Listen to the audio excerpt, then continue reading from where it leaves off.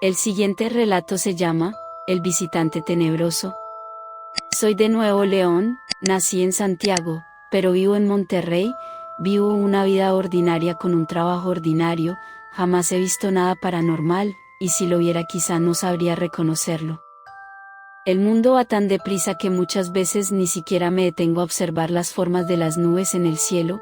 En la actual modernidad no hay tiempo para esas cosas, pero hace muchos años, lo que hoy se puede considerar banal, antes recibía una importancia tremenda. Lo espiritual estaba por encima de lo material. Mi abuela siempre me habla de esas cosas. También suele contarme historias sobre brujería. Dice que las artes oscuras fueron una peculiar y misteriosa herencia indígena. La brujería que se practicaba en aquel entonces tenía sus raíces en las tradiciones chichimecas. Y donde hay brujería siempre hay nahuales. Están estrechamente relacionados, aunque no se tiene del todo claro cuál es la simbiosis entre brujos y nahuales. Hay quien dice que las brujas crean a los nahuales y que tienen el control sobre ellos, ya que se encuentran un peldaño arriba en la jerarquía del oscuro. Algunos otros dicen que los nahuales son brujos que se perdieron en el camino de la elevación, y al corromper su alma, su cuerpo también se corrompió. Y también está la posibilidad de que no estén relacionados de forma directa. Supongo que nunca se sabrá la verdad. Quiero compartir una historia que me contaba mi abuela. Es de cuando ella era niña. Todo ocurrió hace como 100 años, aquí en el estado. En aquel entonces la revolución tenía poco de haber concluido, y las ciudades medianamente grandes eran un completo caos. Por suerte mi abuela y su familia vivían en un pueblo relativamente pequeño.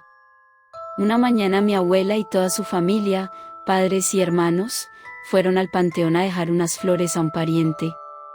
En aquellos años los cementerios distaban mucho de lo que son hoy en día. Era normal encontrar pozos abiertos que posteriormente serían usados. Mi abuela caminó hasta un pozo que estaba cerca. Tenía curiosidad.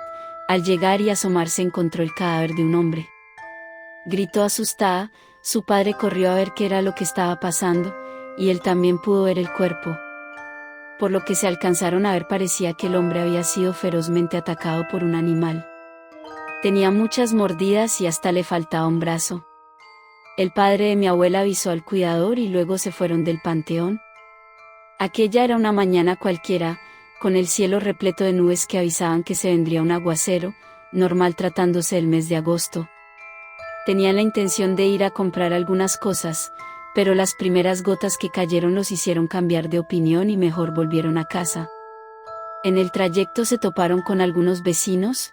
En esa época era normal que todos se conocieran entre sí, ya que no había tanta gente como ahora, así que todos notaban inmediatamente una cara nueva.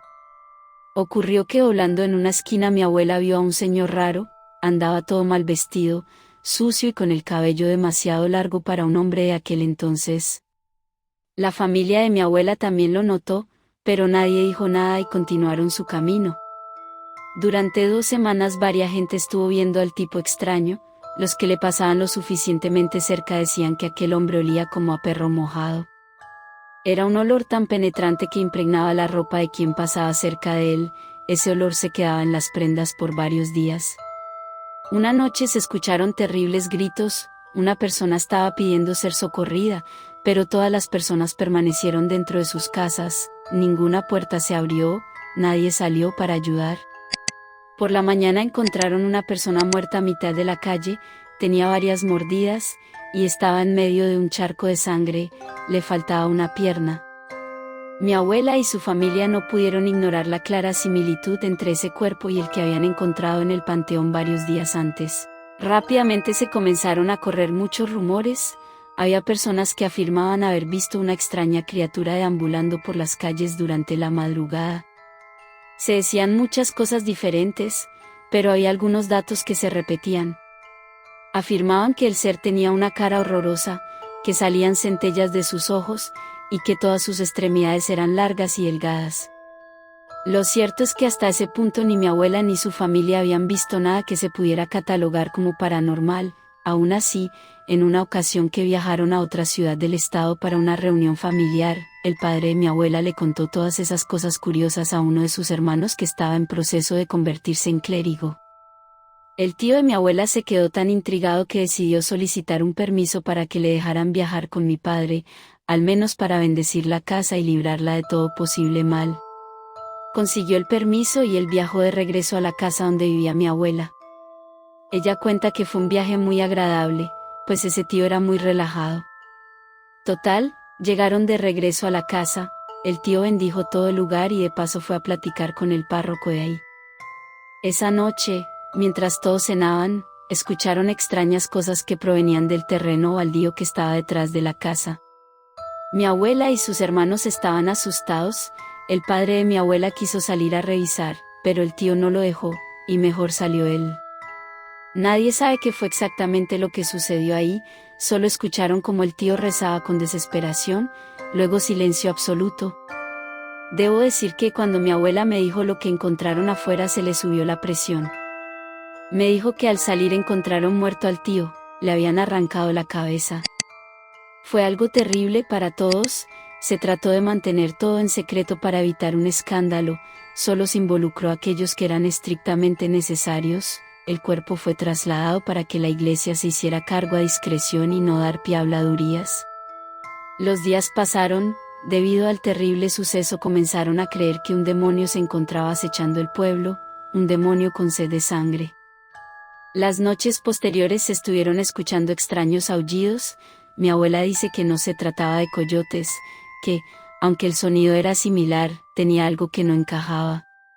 En una ocasión, siendo ya de madrugada, dos compadres salieron a caminar luego de estar tomando grandes cantidades de alcohol.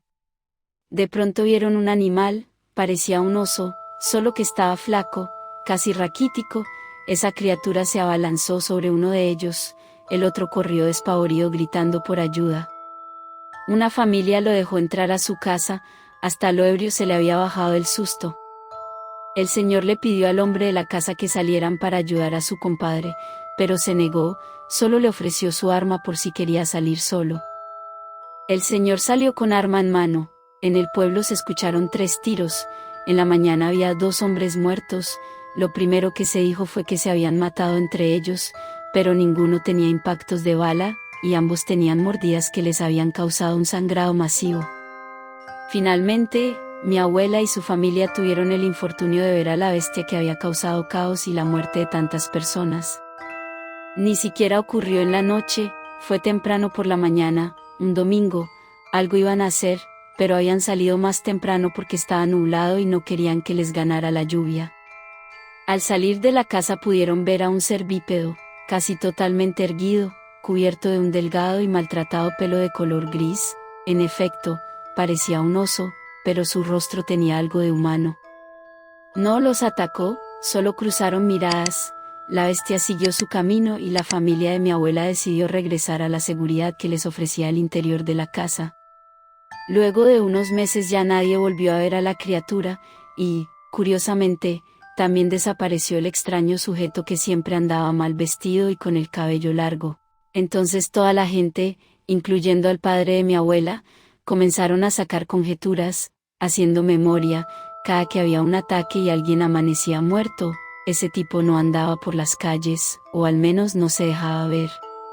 Mi abuela dice que no puede afirmar que la bestia y ese tipo estuvieran relacionados, pero, al menos a mí, me parece curioso que las cosas extrañas comenzaron a ocurrir cuando él llegó y se detuvieron cuando se fue. En mi opinión, detrás de todos aquellos desafortunados acontecimientos estuvo un nahual. Otra cosa que me parece curiosa, es que hace como 11 años conocí a una persona que dijo que había tenido un encuentro con una criatura con las mismas características. Ese encuentro ocurrió en la Sierra de Santiago, que no está tan lejos de donde vivió mi abuela en aquellos años.